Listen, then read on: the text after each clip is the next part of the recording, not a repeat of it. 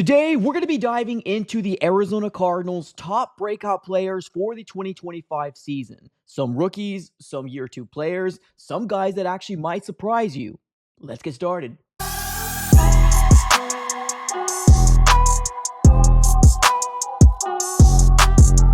What's going on, everybody? Welcome back into another video. Definitely do me a huge favor, smack up that like button, subscribe for more Arizona Cardinals content. On this channel, we're covering the Arizona Cardinals news, breaking news, conversational pieces, everything surrounding your favorite team. So subscribe it up. It's absolutely for free. We're on the road to 17K. Cannot do it without you guys. So I absolutely appreciate you guys for tuning in. We are in the heart of the off season. So if there's any ideas you would like to go ahead and pitch to, any specific video ideas, definitely let me know here in the comments below as well. But ladies and gentlemen, today we're going to be diving into my top breakout players for the Arizona Cardinals in the 2025 season. And I'm going to be real, ladies and gentlemen, this year is very, very different. I'm very, very excited about the Arizona Cardinals this year. And it might just be because, like, obviously a new season's coming around and there's always a sense of, hey, right, what can be, right? But there is a lot of core pieces that were drafted from the Monty Fort regime, whether it was in year one, year two, and now year three, that it seems to be a big, big focal point for the future,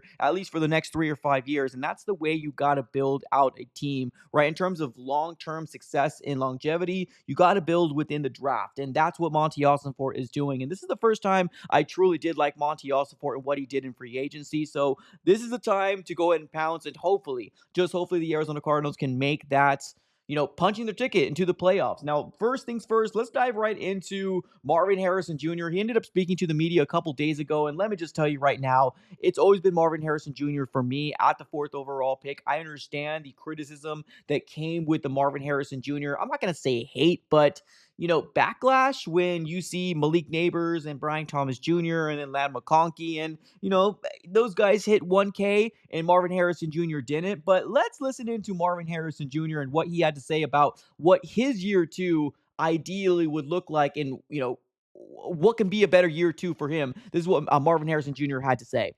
First start with team success. I think we got to make the playoffs. I think this is the year that I feel like we want to do what we need to do. We have all the pieces we need.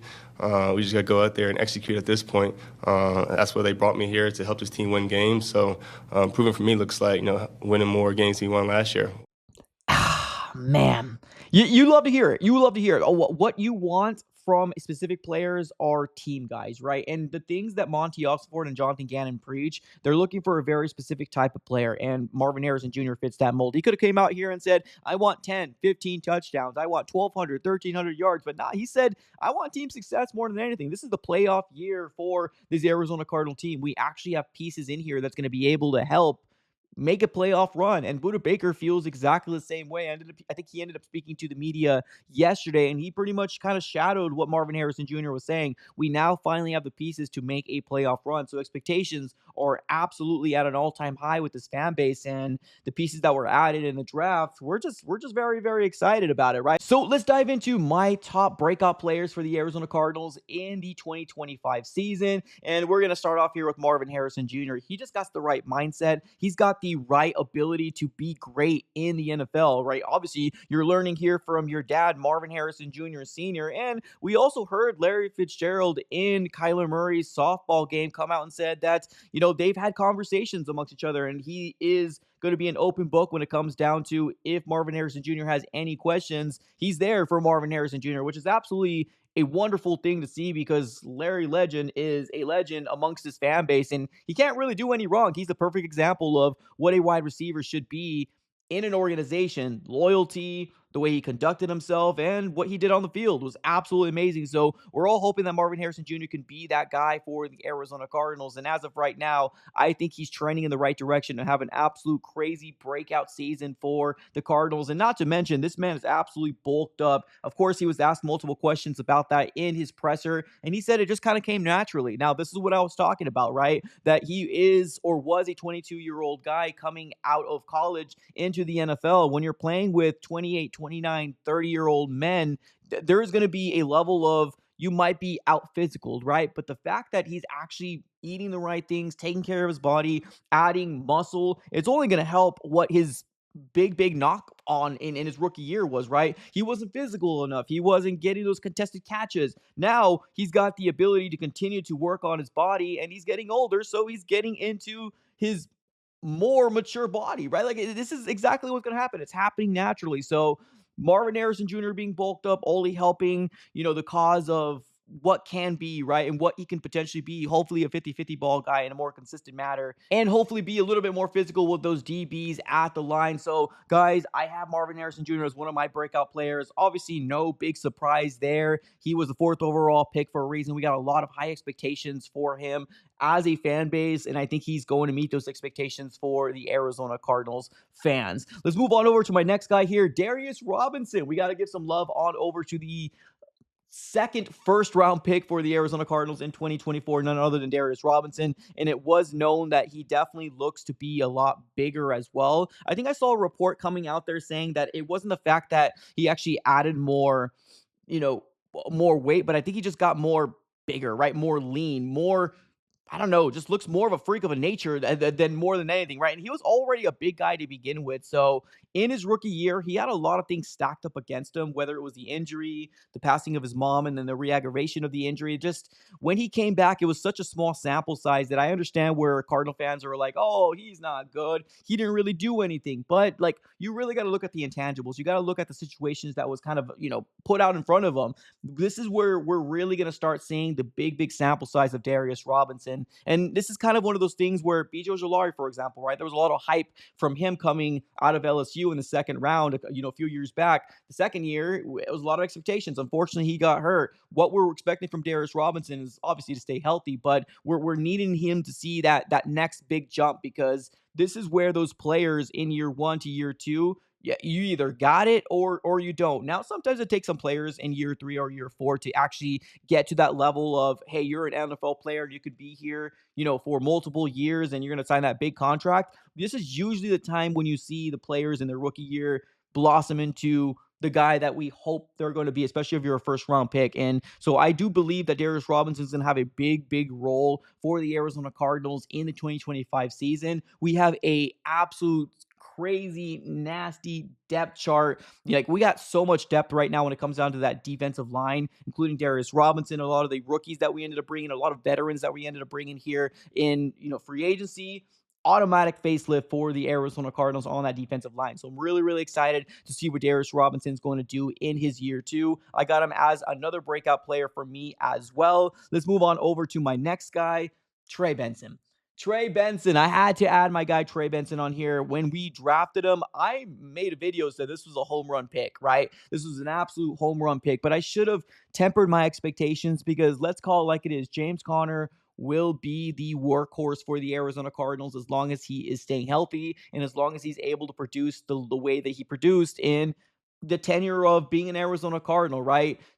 James Conner is that guy. So Trey Benson, to me, was supposed to be the future of what a running back core was supposed to look like. But that doesn't mean that we're not going to be able to see a more of a split share type of role, just kind of something similar to where David Montgomery or Jahmyr Gibbs from the Detroit Lions, they ended up seeing kind of a 50-50, 55-45 split share, just kind of really depending on, the game plan and who they were playing that week. Maybe we're going to start seeing a bigger workload here from Trey Benson. We heard Jonathan Gannon come out and say that he does feel like we got 2 number 1 running backs on this roster right now. So for the people out there that wanted Cam Scadaboo, there just wasn't room for Cam Scadaboo to come into this core, especially of the way that Jonathan Gannon and Drew Petzing feels about this running back core. They really do like their 1-2 punch guys, and I do see Trey Benson, as long as he can stay healthy, being a big focal point in this offense. Now, what does that mean, right? I'm not going to come out here and say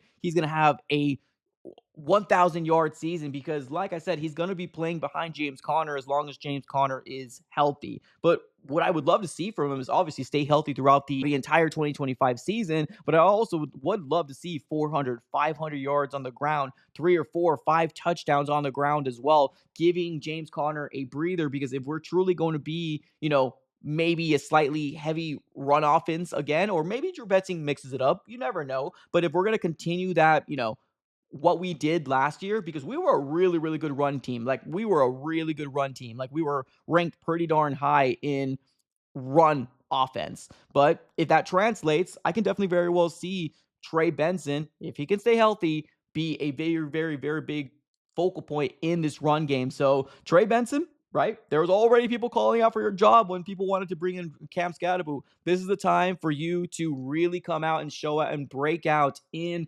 year two for the Arizona Cardinals. I'm actually really, really excited to see what he's going to do for the Cardinals offensively behind obviously James Conner. Now let's move on over to other guys that we want to talk about as well. Maybe not breakout players, but guys to definitely kind of keep your eye on, right? Because if you're taking a look at the year two players, like I said before, this is really where you're really going to get the opportunity to say, okay, year one to year two, this is where you take that big jump, right? These are the guys that the Cardinals drafted, at least a small. We had so many draft picks last year, so many draft picks, and a lot of offensive guys as well. So keep that in mind. One guy that a lot of people aren't really talking about, but I was really preaching a lot last year, and I was really hoping he was going to get the opportunity, was Xavier Weaver, right? Out of Boulder. He was a big time target for Shador Sanders a year back, but like, at the end of the day, you got to get that opportunity, right? And Xavier Weaver didn't get that opportunity. And it seems like right now, while we're recording this video, we're sitting in May 21st.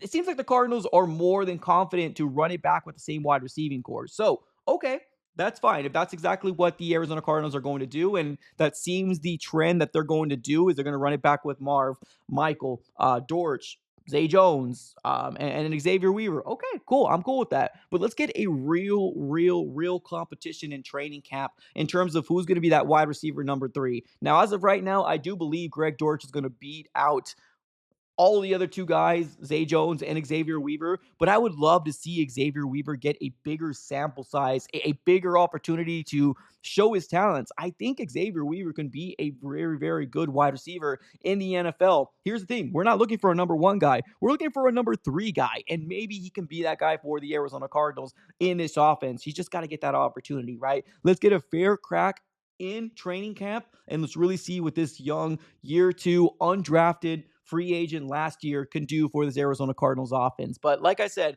you have so many players on this year 2, guys that we drafted last year that are pretty darn intriguing. Max Melton, right? Like, I kind of feel like people forgot about Max Melton, especially when we ended up drafting with the second round pick Will Johnson, which is supposed to be a first rounder, but unfortunately with those knee concerns, a lot of people kind of had him fall to the second round. Fortunately for the Cardinals, we ended up drafting him in the second round. But you got, Tip Ryman, Elijah Jones, another cornerback out of Boston College, which was unfortunately on IR all year long. Dadrian Taylor Demerson, which is supposed to be a safety of the future. A lot of Cardinal fans love what they've seen out of him in year 1, that they automatically already want to get rid of JT. I'm not one of those guys. I feel like you should keep JT, Jalen Thompson. I love the duo and Buda Baker and Jalen Thompson back there, the veterans that we got. But I would love to see a little bit more Dadrian Taylor Demerson. Like, this guy has done pretty darn well for the opportunity that he was given, right? Xavier Weaver, like I mentioned before, would love to see a little bit more of him as well. But we got a lot of players that can very, very well potentially be good players and hopefully taking that year 2 step. Now, rookies. Let's talk a little bit about rookies, shall we? Which guy out of this rookie class is really going to break out for the Cardinals? Well, Walter Nolan can be a guy, but if you're looking at the guys that the Cardinals brought in, like Calais, um, Dalvin Tomlinson, right? I feel like those guys are going to get the edge over a rookie, right? Darius Robinson, they're going to get the edge over a rookie. Maybe Will Johnson is a guy that breaks out for the Arizona Cardinals, but I have mentioned before that cornerbacks are it's a tough position to go from the collegiate level to the NFL level and be dominant in year 1. We've seen it before. We've seen it happen. It's just very, very hard to do so because the game speed is different, and it's a different game at the end of the day as well. So maybe Will Johnson can be a breakout player. Maybe Birch can be a player, but I don't know. I think Birch might be one of those guys that's going to be a rotational piece for the Arizona Cardinals. But when you're really looking at it, I don't know. I'm really, really excited about those year two guys that are now coming into their own and getting a full off season for the Arizona Cardinals under their belt. Those are the guys that I'm really, really looking out for to make a big, big impact for the 2025 Arizona Cardinals. But ladies and gentlemen, who are your overall breakout players in the 2025 season? Let me know in the comments below. Appreciate y'all for tuning in as always. Have a great rest of your day and go Cardinals.